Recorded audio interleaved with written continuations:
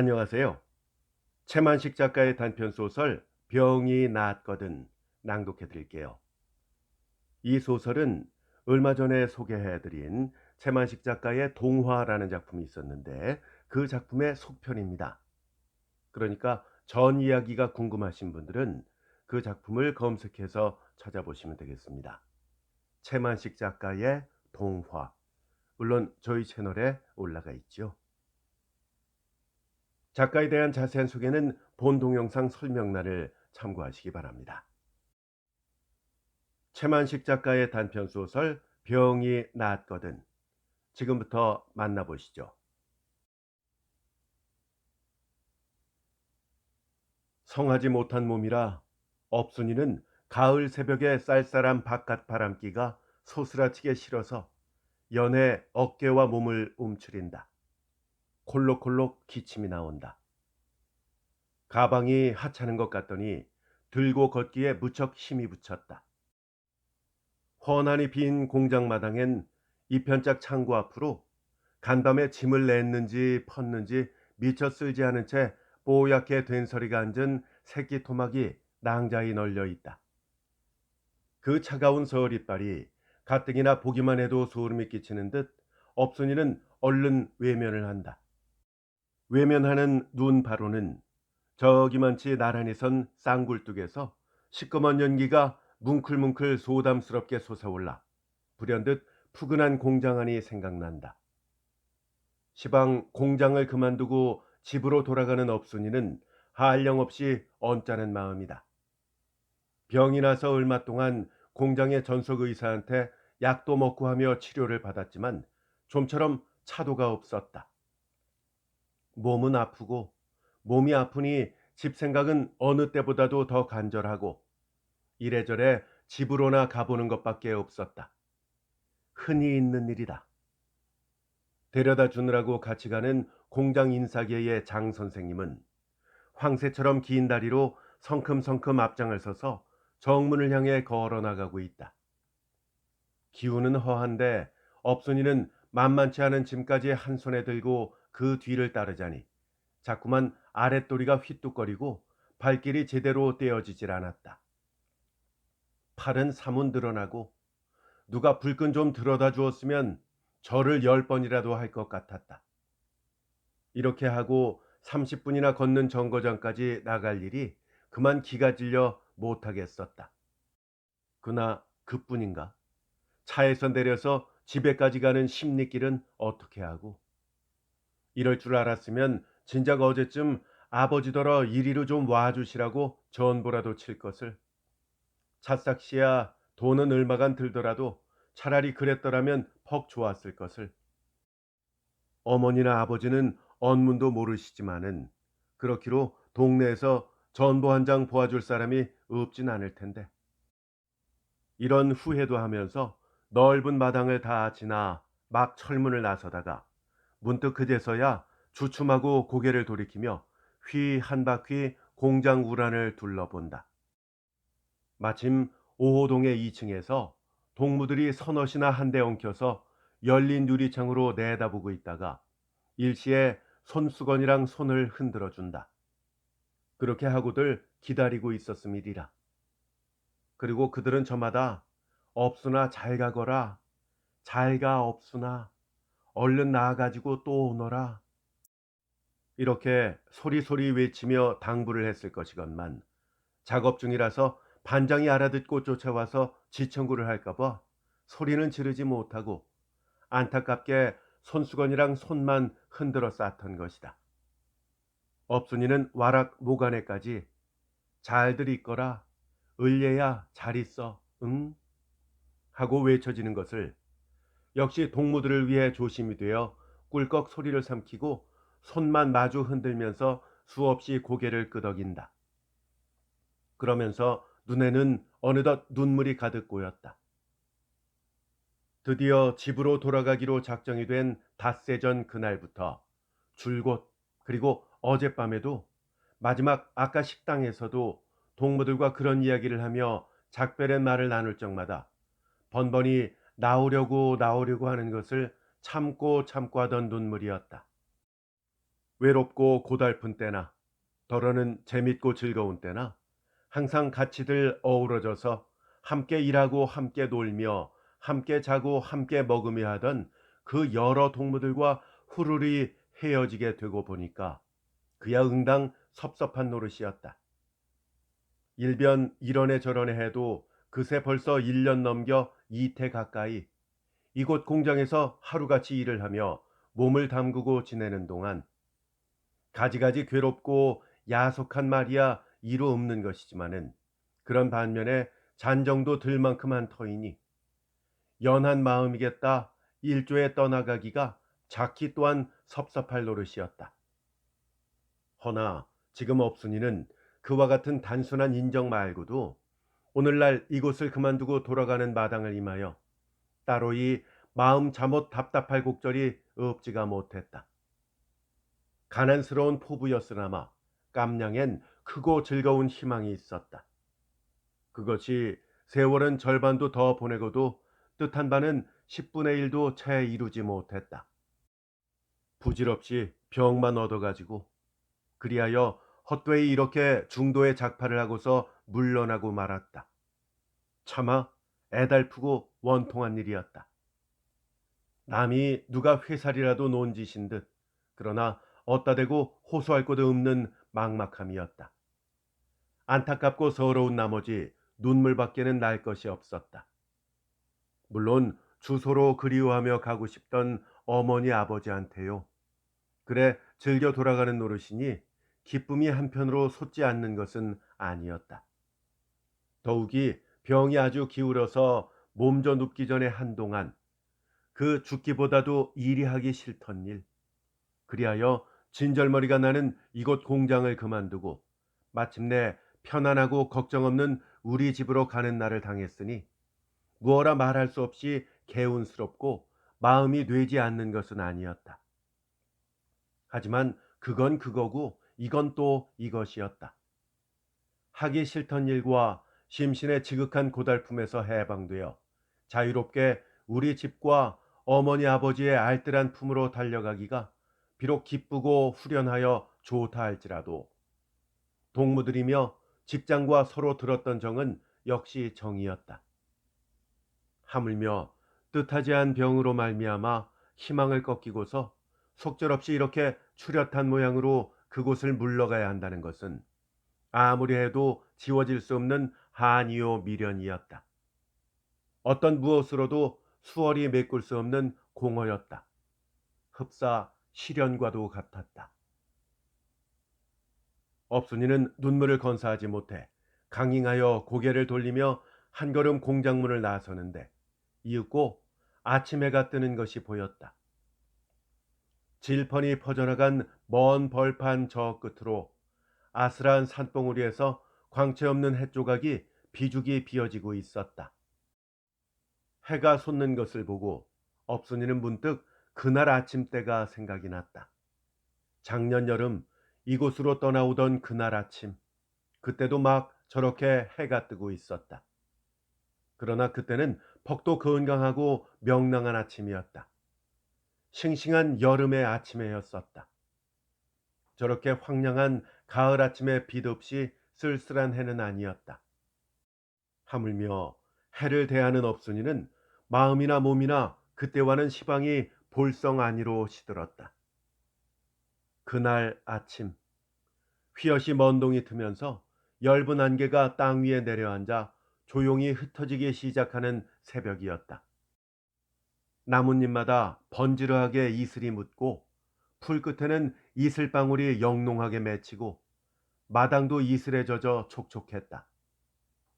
참새가 서너 마리 지붕 말랑이에서 지저거리고 둥주리에서 닭이 조바심을 치는가 하면 도야지 울에서는 도야지가 시장하다고 떼를 쓰고 맨 먼저 업순이가 모기장 붙인 안방문을 열고 마루로 나왔다. 자고 난 눈인가 싶지 않게 윤기 있고 맑은 눈이었다. 마루에서는 아버지가 아직 잠이 들어 있었다. 업순이는 조심조심 비끼며 나오다가 말고 문득 그대로 멈춰 서면서 잠든 아버지의 얼굴을 유심히 들여다보았다. 반 넘어 센 머리털과 머리보다 더 센 수염이 이날 아침 따라 새삼스럽게 업순이는 눈에 띄는 것 같았다. 그녀는 아버지가 밤새 이렇게 늙은 것만 같아서 처음 보는 것처럼 머리털이랑 수염이 다시금 들여다 보여졌다. 수염을 그렇게 들여다보고 있노라니까 어렸을 때 자기가 했다는 이야기 생각이 났다. 어머니 이야기를 들으면 업순이 자기가 어려서 일수 아버지가 자고 있는 대로 엉금엉금 기어가서는 수염을 잡아 꺼들기, 아버지가 안아줄 때도 자꾸만 수염만 잡아 낚고, 그럴 아침엔 아버지는 허, 이놈의 딸이 아범 수염을 하면서 허겁스럽게 소리를 지르고 했더라고 들었다. 업순이는 그런 생각을 하던 끝에 불시로 시방 도로 그런 어린 애기가 되어서 그때처럼 저 수염을 좀 잡아당기며 아버지한테 안겨서 놀아보았으면, 그랬으면 무척 재미가 있을 것 같았다. 그러다간 그만 우스워서 손등으로 입을 가렸다. 아버지의 머리맡에는 곱게 삼은 집신이 두 켤레 놓여 있었다. 정거장까지 10리나 걸어 나가자면 고모씨는 아무래도 발이 아프니라. 그러면서 간밤에 마당에 앉아 공덕을 들여 삼고 있던 집신이었다. 집신을 보고 업순이는 그날 아침에 잠이 깬 뒤로 처음 비로소 오늘이 그리로 떠나는 날인 것을 깨달았다. 조금 가슴이 울렁거렸다. 어제도 그렇지 않았고 그저께도 그저께도 그렇지 않았는데 언짢은 것까지는 아니어도 이상하게 가슴이 조금 울렁거리려고 했다. 어제나 그저께 그저께와 일반으로 몸이 둥둥 뜨는 것처럼 기쁘듬하기는 하면서도 말이다. 토방 밑에서는 내눈이가 꼬리를 회회 치면서 웃고 섰다가 업순이가 마당으로 내려오자 요놈이 조아라고 가로 뛰고 세로 뛰고 해쌌는다. 도야지는 발자국 소리부터 알아듣고는 끽끽 지르던 소리를 그치고서 꿀꿀 앓은 채를 한다. 둥주리 문을 열어주기가 바쁘게 닭들은 앞을 다투어 후루룩 후루룩 뛰어내려온다. 바로 그때였다. 쭉쭉 뻗어 올라간 소나무 줄기 틈으로 내다 보이는 저 멀리 들판 건너 하늘과 땅이 맞닿은 끝에서 불그레하니 햇살이 퍼지면서 인하여 시뻘건 햇덩이가 솟아오르고 있었다. 업순이는 그쪽을 바라보고 섰다가 저도 모르게 듬신 숨을 들이쉬었다. 이렇게 평화스럽고 유쾌한 아침이요, 그 뜨는 싱싱한 해였었다. 모두가 잘 손질을 한 듯 살뜰하고 구김살 하나도 없는 그런 아침이었다. 업순이는 그렇게 하고 젖 배불리 먹고 나서 엎치락 뒤치락 놀고 있는 애기처럼 아무 근심도 불안도 없이 편안하고 만족한 마음일 수 있는 동화의 세계요, 그 아침이었었다. 그때 업순이는 신체도 마음과 한 가지로 충실했었다. 하기야 업순이는 그다지 실팍한 태생은 아니었다. 목이 길고 가늘고 가슴이 좁고 눈이 크고 살결이 무르고 식성이 고르지 않아 편식을 하고, 이런 소위 선병질의 체질이었다. 그런데다가 공기 좋은 농촌에서 나서 농촌에서만 자랐기 때문에 가령 호흡기 계통의 질병에는 매우 저항력이 약한, 따라서 도회지의 공기가 적당치 못한 체질이었다. 허나 그렇다고 무슨 몸이 어디가 고장이 있거나 한 것은 아니었다. 실하지만 못할 뿐이지 병은 없었다. 한참 피어날 17살짜리 새액시로 결코 빈약치 않은 몸집이었다. 얼굴에도 수족에도 고루 잘 살이 올라서 부얼부얼하니 차라리 탐스럽게 생겼다 할 편이었다. 혈색도 좋았다. 두루 이렇게 마음도 신체도 온전하고 흠결 없는 업순이었다. 그녀의 세계와 생활은 화려하거나 가멸치는 못할지언정 밝고 편안했었다. 야심과 비약이 없는 대신 이지러진 자리가 없고 착실했었다. 건강하기, 그리하여 그날 아침 동천에서 뜨고 있는 해와 같고 앞날이 한갓 즐겁던 그 업순이었다. 그러나 지금의 업순이는 얼마나 가엾이도 마음과 몸이 한 가지로 바스러지고 말았음인가. 살은 야위고 핏기는 바타 헬쓱하고, 그렇게 핏기가 없고 야윈 얼굴이라서 본시도 크던 눈이 눈만 한결 더 커졌다. 목은 참으로 볼 수 없게 시리 실내끼처럼 길고 가늘고, 완연 그리하여 잎이 다 떨어진 나뭇가장구와 같은 앙상한 형용이었다. 우물에서 물 한 동이를 헛개비 들듯 들어 이곤하던 그 기운은 죄다 어디로 가고, 과히 무겁지도 않은 가방 하나를 못 이겨서 하마 비척거리질 않는가. 항용, 열이 높고 진행이 급격한 가령 티푸스 종류의 대병을 앓고 났거나, 혹은 오랫동안 난치의 중병을 현재 앓고 누웠거나 그런 사람에게서만 볼 수 있는 그런 쇠약이었다.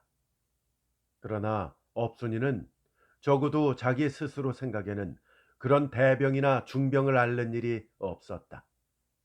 차라리 병다운 병도 아니거니 싶은 만큼 약간의 가벼운 증상이 다만 꾸준히 계속되고 있을 뿐이었다. 시초는 지난 5월 그 무렵이었다. 우연한 감기로 이틀인가 앓고 났는데, 그 뒤부터 늘 오후가 되면 몸이 찌뿌둥하니 좋지가 않으면서 오싹오싹 춥고 했다. 밭은 기침이 나고 검누른 가래가 생기고 도안이 심하여 새벽에 잠이 깨서 보면 요 바닥이 축축하도록 젖었곤 했다. 감기가 채 나가지 않아서 그러나 보다 했지만, 한 달 지나고 두 달이 지나고 해도 종시 그 대중이었다. 그러면서 일변 구미가 떨어져서 통이 밥이 먹히지 않았다. 그러고는 사족이 나른하여 맥이 없고 일이 손에 잡히질 않았다. 자꾸만 누울 자리만 보였다. 여름을 타는가 생각도 했었다. 혹시 체증이 생겼나? 라고도 생각했었다. 또 동무들 가운데 여럿이 그러하듯이 수중다리의 시초인가 보다도 했었다. 아니, 그런 게 아니라 반장 말대로 물이 맞지 않는가 보다 했었다. 동무들도 대개 그런 의견이었다. 모두가 그럴듯하면서도 한편으론 그렇지 않기도 했다. 물이 어째서 처음은 아무렇지도 않다가 10달이 지나서야 새 채비로 안 맞는다니, 혹시 그런 수가 있는가? 수중다리, 즉 각기는 다리가 팅팅 붓고 하는데 도리어 마르질 않는가? 하기야 붓지 않고 마르는 각기도 있다곤 하지만 다른 증세가 무얼로 보나 각기는 아니었다. 보아도 숱한 각기 앓는 동무들 가운데 업순이처럼 몹시 지치는 아이는 없었다. 구미가 없어서 밥이 먹히지 않을 따름이지 위장에 이상이 있는 것 같지는 않았다. 가슴이 거북하다거나 배가 아프다거나 한 줄은 몰랐다. 그러니 체증은 아닌 것 같았다. 집에서는 여름을 탄 적이 없었다. 한 것을 시방 새삼스럽게 여름을 타고 말고 하다니 모를 말이었다. 그럴 뿐만 아니라 여름을 타서 몸이 파리하고 원기가 없고 한 것하고는 역시 증세가 너무 과했다. 하물며 찬바람이 난 가을이야. 좌우간 이렇게 극히 하찮은 몇 가지 증상이었다. 그리고 그뿐이었다. 그 밖에는 몸이 어딘가 한 군데라도 두드러지게 아프다거나 쑤시고 결린다거나 하는 일이 없었다. 그래도 굳이 아픈 곳을 찾아내란다면 왼편 젖가슴 위가 속으로 쬐끔 그저 이상하다고 할까? 하지만 벼룩이 문 것만도 못한 걸 아프다는 말이 되지가 않았다. 그렇게 어디가 아프지도 않고 오후면 오한이나 나고 기침을 하고 구미가 없어서 먹지를 못하고 원기가 붙이고, 이쯤 대수롭지 않은 증상인데, 그러나 몸은 놀라울 만큼 그리고 급속히 수척해 갔다. 그러면서 그칠 줄을 몰랐다. 만일 업순이 자신이든지 직장의 동무들이나 반장이든지 또는 부모가 옆에 있어서 그 부모든지 누가 되었건 호흡계 계통의 질병에 대한 일반 상식적인 지식이나 혹은 경험을 가진 것이 있었다면 첩경 짐작을 했을지도 모른다. 경미하나마 폐에 동통이 있고 미열이 계속되면서 기침과 담과 도한이 있고 식욕이 없고 그리고 전신적으로 심한 수척이 오고 그런데 환자는 선병질의 체질로서 농촌에서 나서 농촌에서 자라다가 불시에 많은 사람이 한 곳에 모여 집단 생활을 하는 도회지의 공장으로 온 것이다. 이만하면 십중팔구는 그 경미한 동통이 있다는 부분을 중심으로 폐가 상당히 진행된 결핵의 증상이기에 우선 충분한 재료일 수가 있는 것이었다. 그러나 업순이 자신은 물론이고 그녀 주위에 있는 사람들은 도시 그런 방면의 지식이랄지 경험이 있질 않았었다. 따라서 그것을 판단하거나 알아챌 바가 없었다. 5월부터 그렇게 발병이 돼가지고 시름시름하면서 아무려나 여름은 그런대로 넘겼다.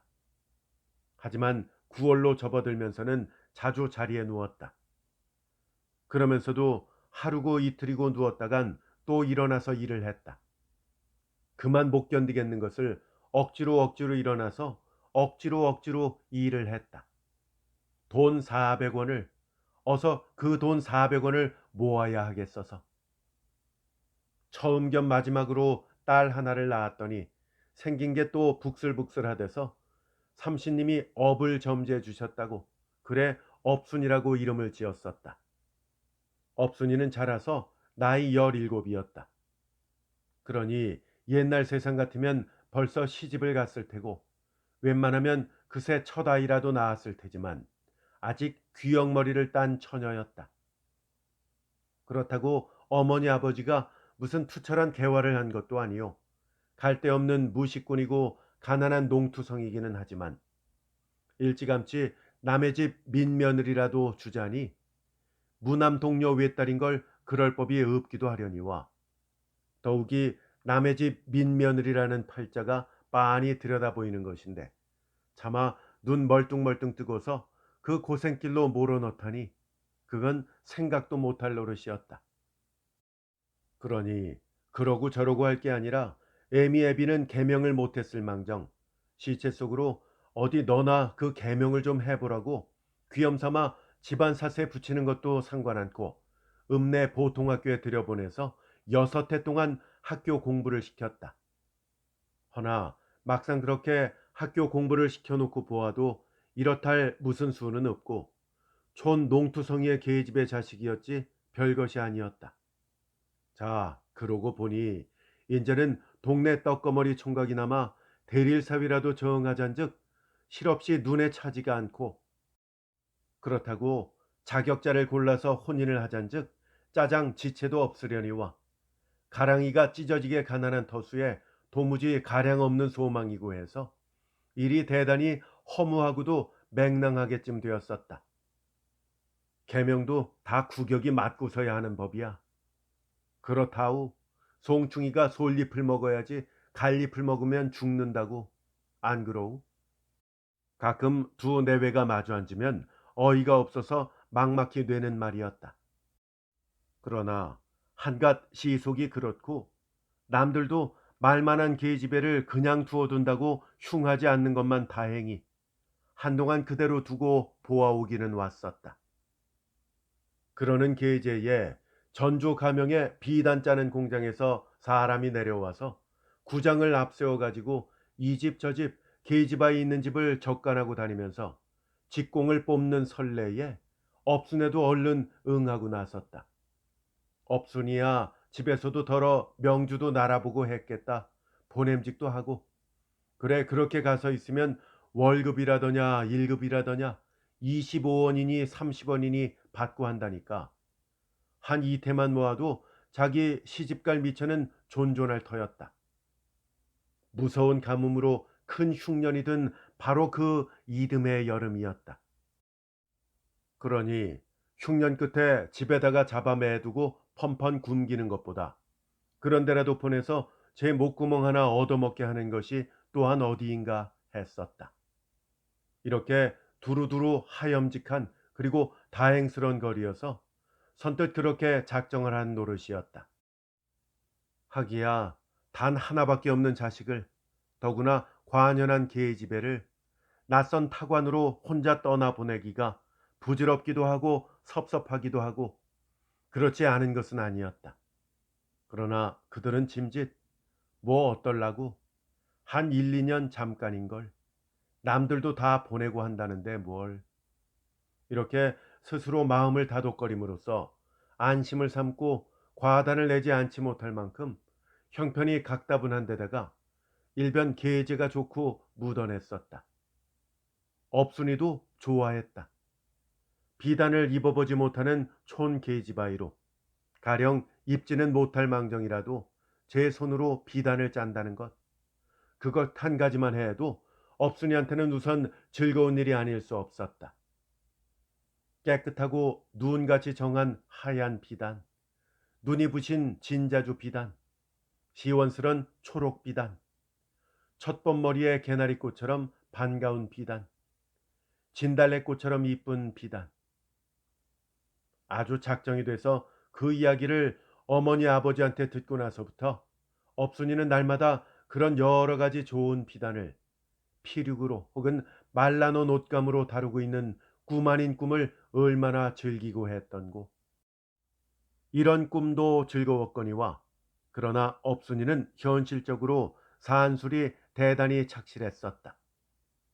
처음 6달 동안 견습을 마치고 나면 그 다음부터는 한 달에 적어도 25원씩은 벌이가 된다고 하니 25원에서 기숙사 밥값 7원 50전을 제하면 17원 50전, 거기서 2원 50전 용돈을 쓰고 5원은 집으로 보내고 나머지 10원은 꼬박꼬박 저금을 한다. 그렇게 하기를 3년만 두고 한다면 총 360원. 오래 있으면 1급이 차차 오른다니까 3년 동안에 400원은 될 것이다. 그 400원이 차거들랑 그때라컨 한몫 죄다 찾아가지고 집으로 돌아온다. 와서는 아버지는 큰 소를 한 마리 사들이고 어머니는 양톳 걸구 암놈 한 마리를 사들이고 집안 빚을 갚아드리고 그러고서 한 100원 남는 걸로는 시집갈 미천을 하고, 대체 시집이라는 것이 무엇하는 것인지 알 수도 없고 당장 그다지 가고 싶은 생각도 없고 하기는 하지만 어머니 아버지가 그런 늘 걱정이요, 또 남들도 다 가는 시집이요 하니 나도 가기는 가야 할 테고, 그러니 그 끈터리로 그 마련도 하는 것이 마땅하고 또 그 밖에야 집안 형세가 달리는 변통이 없고. 이렇듯이 업순이는 예산과 포부가 잠옷 알뜰스러웠었다. 깊기로도 영갑처럼 의젓한 궁냥이었다. 그리고 그 성취를 그녀는 믿었었다. 지극히 겸손하고도 솔직한 설계였다. 결코 분에 넘치거나 부당한 욕심이 아니었다. 어디까지고 떳떳할지언정 조금치도 억지와 무리가 없었다. 따라서 성취될 수가 있는 것이고 응당히 성취되어야 할 것이었다. 성취를 믿어도 그러므로 공상은 아니었다. 진실로 가장 이 세상에서 몰인정한 사람일지라도 몹쓸 악인일지라도 업순이의 요만 겸손하고 가난한 야심을 가져다가 트집을 잡아 시비를 하며 방해 놓을 사람은 없을 것이다. 업순이의 목적한 바 400원 저축의 3개년 계획은 처음만은 그래도 순조롭게 진행되는 것 같기도 했었다. 지나간 2월까지 무사히 견습을 마치고 3월부터는 온근 직공으로 온근 1급을 받았다. 하루 85전씩. 3월 한 달에 20알에 동안 일을 했고 수입이 도합 24원 65전이었다. 그 24원 65전의 그 지출 내역은 다음과 같았다. 7원 75전 기숙사 식비, 25전 의무 저금, 10원 저금, 5원 집에 보내고 1원 65전 잡비. 다음 달인 4월에도 수입 총액과 지출 가운데 다른 항목에 약간의 변동은 있었지만 10원을 저금한 것과 5원을 집으로 보낸 것에는 다름이 없었다. 6월에는 1급이 오전이 올랐다. 생일처럼 퍽도 기뻤고 10원에 1원을 더하여 11원을 저금할 수가 있었다. 저금은 처음에 마음먹었던 대로 다달이 10원씩 늘어가고 일찌감치 승급이 돼서 단 1원이라도 더 저금을 하고 병은 병이 나기는 났었지만 아직 병답지도 않아서 심상히 여겼을 뿐 아니라 그다지 부대끼는 줄도 몰랐고 해서 아무튼 6월까지는 일이 순조로운 셈이었다. 7월, 8월, 그리고 9월까지도 억지를 써가며 앓으며 말며 일을 감당해냈었다. 그러면서 저금도 41원, 52원, 52원이 62원으로, 62원이 72원으로 이렇게 달마다 10원 혹은 11원씩이 붙어갔었다. 아파서 빠지는 날이 생기고 해서 수입은 그만큼 줄었지만 그 대신 잡비를 덜 쓰고서 여일이 저금은 10원을 채우곤 했었다.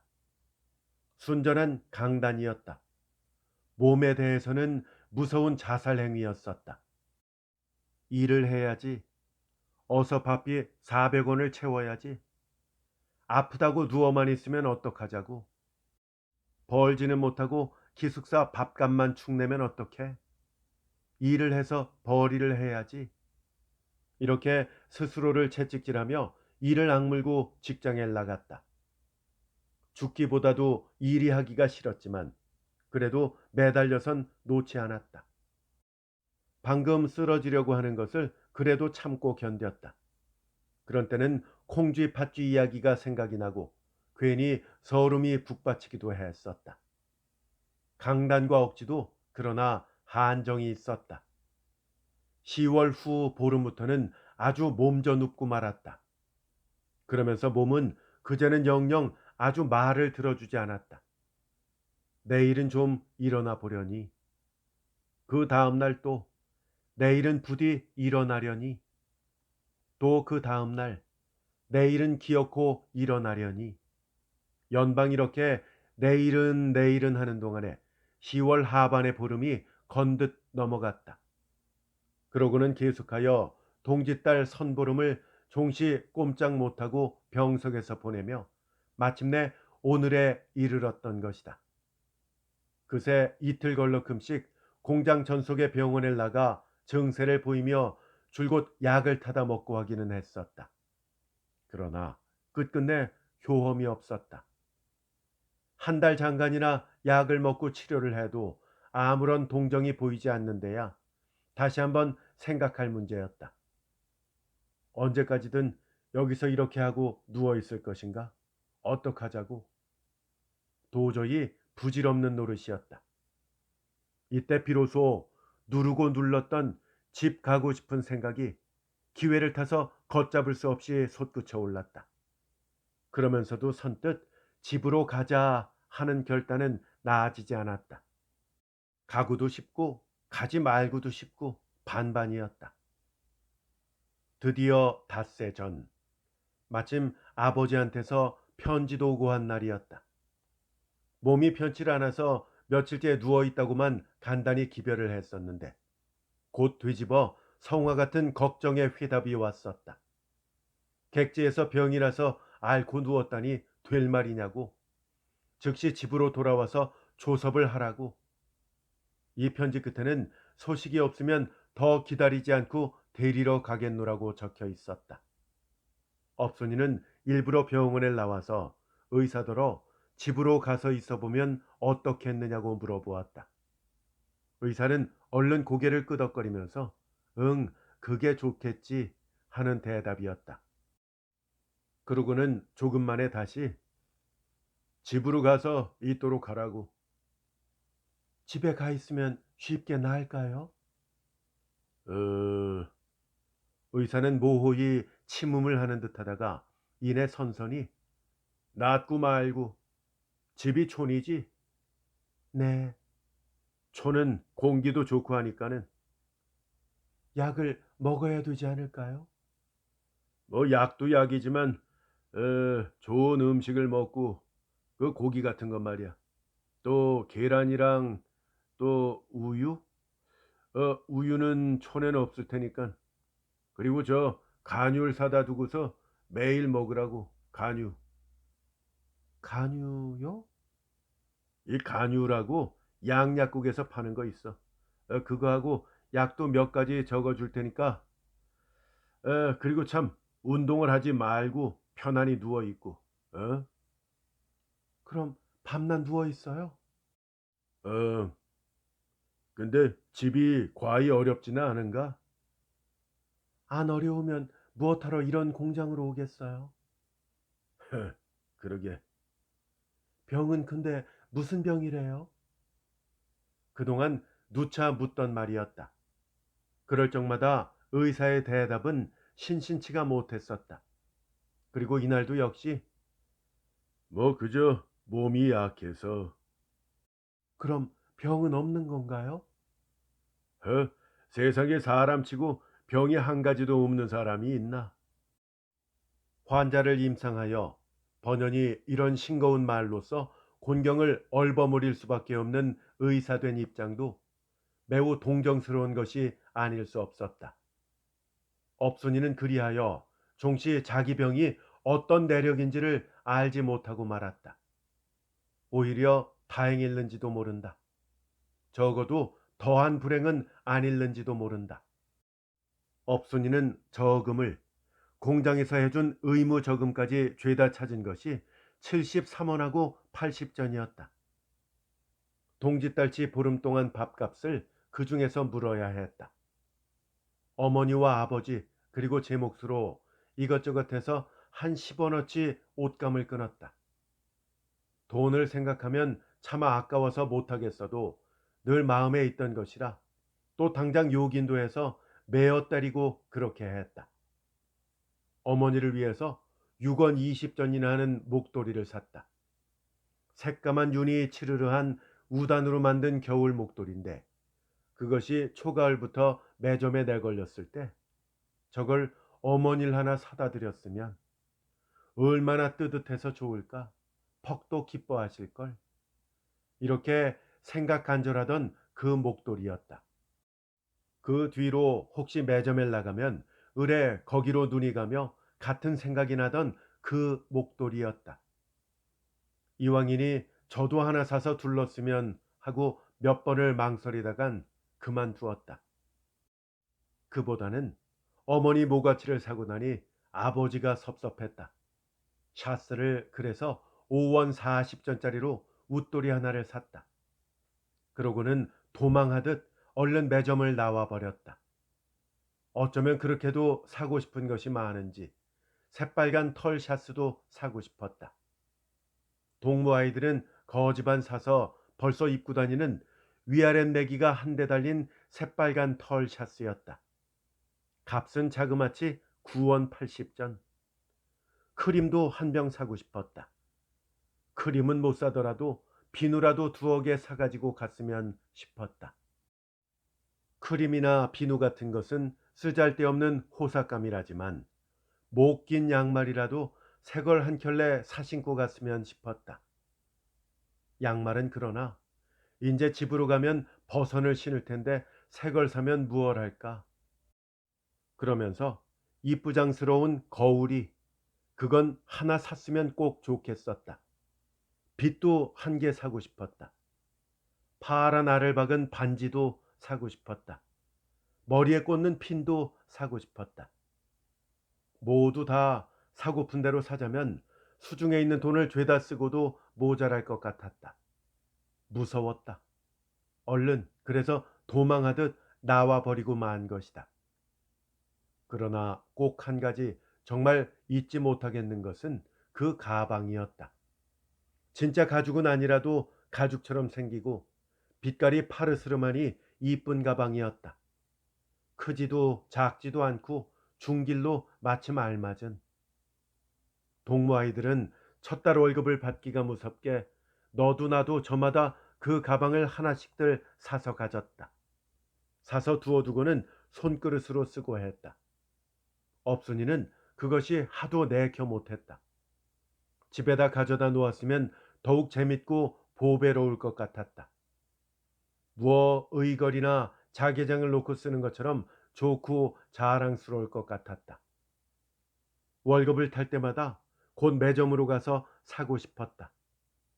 그러나 저금을 걸러서는 안 될 일이어서 이제 집으로 돌아갈 때나 부디 사가지고 가려니 했었다.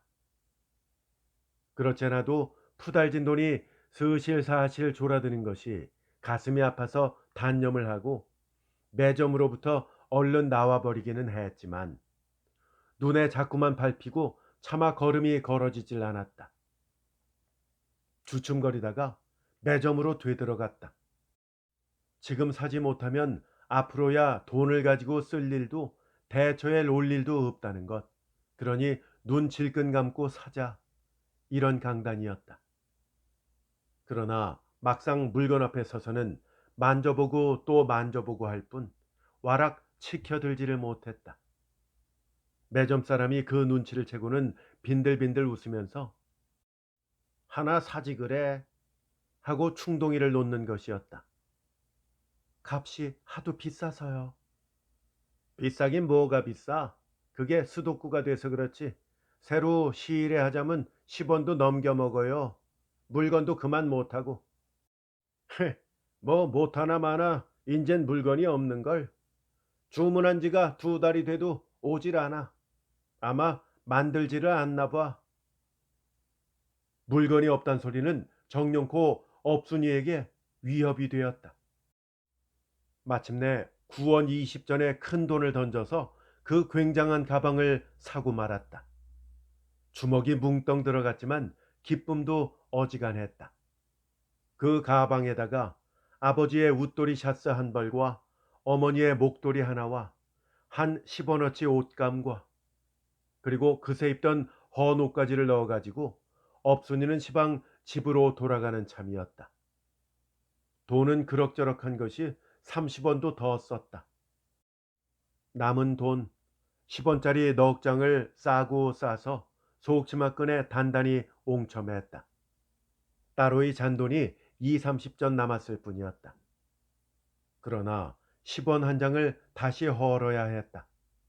차표를 사야 하고 또 과자라도 조금 사고 고기는 부디 한 근 사서 들고 들어가야 하고 그렇게 하고 나면 2원 각수는 또 없어지고 돈은 도통해서 40원도 채 남지 못한다. 결국 업순이가 애초에 마음먹었던 400원의 10분지 1도 차지 못하는 돈이다. 돈 액수가 10분지 1은 된 데서 계획이 10분지 1이나마 성취가 된 것이 아니다. 있으나 마나한 돈이요. 희망은 그러므로 완전히 물거품이 되고 만 것이다. 그러고서 1년 반 동안 그야말로 목구멍을 얻어먹은 것이 있고 올 3월부터 9월까지 다달이 5원씩 송금한 것이 있고 하고는 그 주체스런 40원 미만의 돈과 눈속임의 트렁크 하나와 메리아스 샤스 웃돌이 한 벌과 무명 빌로도 목도리 하나와 인조견 등 속에 옷감 몇 벌과 이렇게를 가지고 집으로 돌아가던 것이다. 미련과 낭망으로 통곡이라도 하고 싶게 안타깝고 어두운 마음을 안고서 말이다. 참으로 업순이가 지금 자기 병이 어떤 병인 줄 안다면 소위 사형을 선고받았음이나 다름없다는 그런 끔찍한 병인 줄을 안다면 현대의학에 가장 정수를 다하고 돈을 얼마든지 들이고 해도 열에 둘이나 셋이 살아나기가 어렵다고 하는 그런 무서운 병인 줄 안다면 약간 슬프고 마음이 어둡고가 무엇이야 사뭇 기절을 하지 않겠나. 누가 밥 먹은 것이 속이 거북하다고 하면 사관깨도 놓아주고 대패침으로 종기도 꾹꾹 찌르고서 시꺼먼 고약에다가 불그름한 약가루를 뿌려서 붙여주고 천연스럽게 맥을 짚어보고는 몇 첩씩 약도 쓰고 한다치면 일수 낫기도 하고 그러나 못 낫기도 일수 못 낫고 그래서 3분의 용하단 소리와 7분의 시원찮단 소리를 섞어 들으며 아무려나 의원 노릇을 하느라고 있는 소위 무면허 의생인 김생원 혹은 박생원이 웬만한 촌락인다 치면 무당과 점쟁이와 상여집 등으로 더불어 의뢰껏 하나씩은 있는 법이다. 그런 한 사람의 등 넘어 강생원을 모셔다가 막시방 업순이의 진맥을 하고 난 참이었다. 업순이가 집으로 온 지 사흘째 되는 아침의 첫 새벽이고 맥은 자고 나서 기동하기 전에 보아야 하는 이건 정말 법이기 때문이었다. 이보다 앞서 지난밤 업순 아버지가 강생원을 청하러 갔을 때 증세가 이러저러하고 이러저러하다는 이야기를 자세히 했던 것은 물론이다. 업순 어머니는 내외를 하느라고 웃방으로 피해가서 귀만 기울이고 있고 업순 아버지는 넌지시 운목으로 무릎을 깍지손 껴서 안고 앉았고 진맥이 끝나자 업순이는 바시시 일어나서 조심스럽게 모로 빈밑이 돌아앉았다. 강생훈은 업순이에게서 물러나더니 업순 아버지를 건너다 보면서 썩 수월히 수토 불복이여. 그러고는 이어서 줄을 낸다. 물이 안 맞아서 물이. 허, 나도 짐작으로 그런 거 같습디다. 그런 거 같았어요. 업순 아버지는 연해 고개를 끄덕이면서 대거리었다. 그 전주란 땅이 자고로 물이 고약하거든. 권연이 보냈다 싶어서 발등을 찍고 싶구만이라.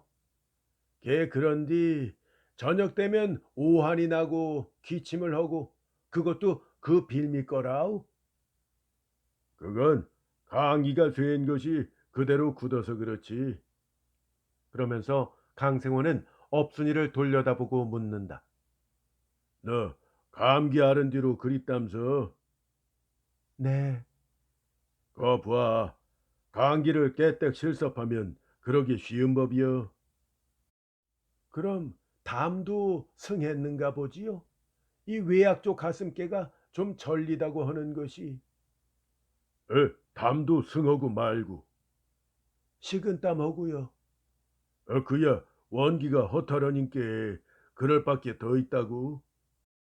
그나저나 강생원난 믿으니 잘 좀 서둘러 주셔야 되겠습니다. 그건 염려 말어. 속 다 빤히 아는 증세인 게.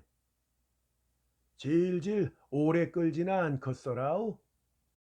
뭐 하루 이틀에 완구할 수야 있겠습니까마는 쉬 차도가 있지.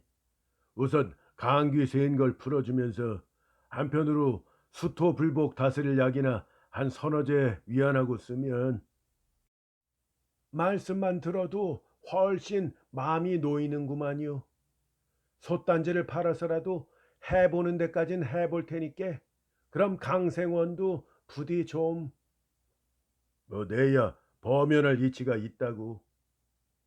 오늘이라도 그럼 약을 마련해 주시오. 한꺼번에는 못 떼도 한 제씩이라도. 그려 그렇게 히어. 얼마나 들겄지라오? 한 제 한 그저 15원만 맥히면. 이윽고 강생원을 배웅하러 나갔던 업순 아버지가 주머니끈을 매면서 방으로 들어왔다. 업순 어머니도 그새 아랫방으로 내려왔다. 너 당추 인제는 그 어디 갈 생각 말어라.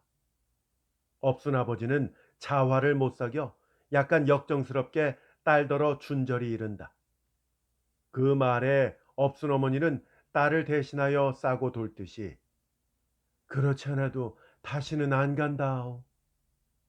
너 그러고 이 시한 약이라 먹으면서 몸 소성해여 갖고 내년 봄에 시집이나 가거라. 업순이는 시집이라는 소리에 처녀답게 얼굴을 붉히면서 고개를 수그러뜨린다. 작년 가을 농사가 그래도 잘 되고 올해도 나락이 몇 선 밀리고 그래서 네가 다달이 보낸 돈은 한 푼도 손도 안 대고 잘 두었다. 그 놈하고 이번에 네가 갖고 온 놈하고 하면 약값은 될 테닌게.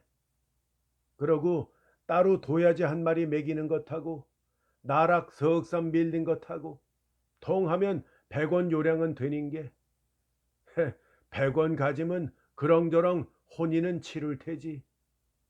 그러는 게 뭐 널랑 집안 걱정 헐라 말고서 약 정성 들여 먹고 어? 네. 그래서 어서 병 나아가지고 천하 없어도 내년 봄일랑 시집을 가게 해야지. 아, 나이 벌써 내년이면 19 아니여. 20살 넘도록 있을라가 한디. 업순이는 앉아서 곰곰 속으로 생각했다. 참, 아버지 말씀 따나 시집이나 가는 거라고. 병이 낫거든 인제는 시집이나 가는 거라고.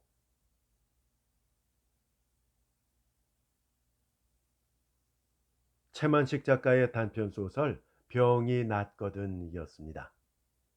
오프닝에 말씀드린 대로 앞서서 소개해드린 동화라는 소설의 후속편입니다. 앞 이야기가 궁금하신 분들은 최만식 작가의 동화 검색해서 들어보시기 바랍니다. 또 관련해서 최만식 작가의 단편소설 팔려간 몸 함께 감상해 보시기 바랍니다. 그 밖에도 최만식 작가의 여러 작품들이 이미 올라가 있습니다. 재생 목록에 들어와 보시면 각 작가별로 작품들을 모아둔 것을 확인하실 수 있는데요. 한번 둘러보시고 아직도 듣지 못하신 작품들이 있다면 꼭 감상해 보시기를 추천드립니다. 끝까지 함께 해주셔서 대단히 감사합니다. 다음에 더 좋은 작품으로 함께 할게요. 안녕히 계십시오.